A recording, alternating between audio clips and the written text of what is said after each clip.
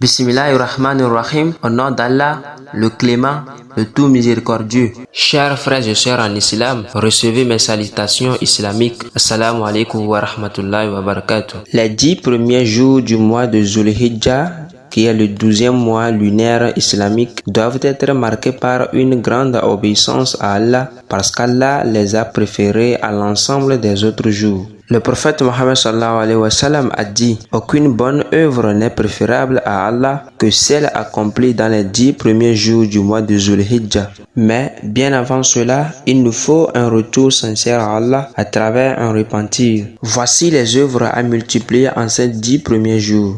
1. Le jeûne. Nous pouvons toutefois jeûner ces 10 jours de Zulhijjah. Si le fidèle ne pourra pas le faire, il est plus recommandé de jeûner le 9e jour, qui est le jour de Arafat. 2. Les zikrs. Il faut répéter fréquemment Subhanallah walhamdulillah wa la ilaha illallah Allahu Akbar. 3. L'invocation. Le prophète dit: la meilleure invocation de ces 10 premiers jours est celle formulée le jour de Arafat, et celle recommandée est la ilaha illallah wahdahu la sharika lah lahul mulku wa lahul hamdu wa huwa ala kulli shay'in qadir, qui signifie: nul autre n'est digne d'être adoré qu'Allah, seul sans associé. À lui le pouvoir, à lui la louange, et il a le pouvoir sur toutes choses. 4. Le pèlerinage. Parmi les meilleures actions à accomplir pendant ces 10 jours figure le pèlerinage à la Mecque. Le prophète dit: le pèlerinage agréé n'a d'autre récompense que le paradis. 5. Immolation des bêtes. C'est un sacrifice qui fait partie des bonnes œuvres à accomplir dans ces 10 jours.